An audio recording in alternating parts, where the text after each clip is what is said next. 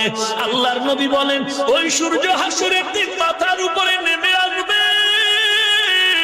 ওই সূর্যের 12টা মুখ জমিনের মধ্যে আল্লাহ বলবে ফিরে তাপমাত্রা ছেড়ে দাও, সূর্যের তাপে জমিনটা তামা হয়ে যাবে।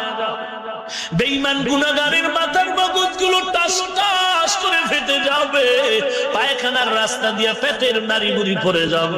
ওই গরমের ঘাম আর ঘাম, এদিকে জাহান্নামের চিৎকারের আওয়াজ। জাহান্নাম বলবে আল্লাহ গুনাহগার গুলো আমাকে দাও। আল্লাহ তাআলা বলবে বিচারটা শেষ করে নেই, অপেক্ষা কর। আল্লাহ হুঙ্কার দিয়া বলবেন ওয়ামতাজুল ইয়াউমা আইয়ুহাল মুজরিমুন। আল্লাহ বলবে গুনাহগারের দল, নেককারদের থেকে আলাদা হয়ে যাও। আমি আল্লাহ নেককারদের ডান হাতে আমলনামা দিয়ে বিনা হিসেবে জান্নাতে পাঠিয়ে দিব। আর গুনাহগারের দল তোদের আজকে সারা নাই, দুনিয়াতে জুলুম করেছো, বিচার হয় না, আজ আমি আল্লাহ বিচার করে তোদের আমলনামা বাম হাতে দিব। গুনাহগারের কান্না কান্না কান্না, এমন কান্নার আওয়াজ শুরু হয়ে যাবে, পানি শেষ, রক্ত পড়া শুরু হয়ে যাবে। আল্লাহ বলবে ফেরেশতা এই বেঈমান গুনাহগারের আমলনামা বাম হাতে দিব, তবে সোজা ভাবে না।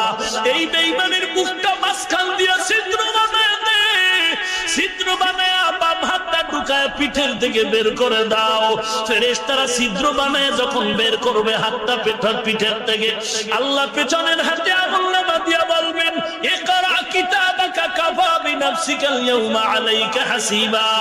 ওরে গুনাহগারের দল দেখ জীবনে কি করেছো, আমলনামায় দেখ। আল্লাহর ফেরেশতা বলবে আল্লাহ এই গুনাহগারের হাত পেছনে, আমলনামা হাতে, চোখ দুইটা সামনে কিভাবে পড়ে দেখবে।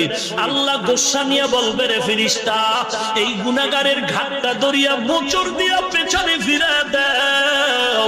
আল্লাহর ওয়ার্ডারে ফেরেশতা ঘাটটা ধরে মোচড় দিয়া ফিরায় দিবে। এরে যুবক বালিশে মাথা লাগায় চিন্তা কর, আল্লাহর কোরআন নবীর হাদিস যদি মনে করো সত্য,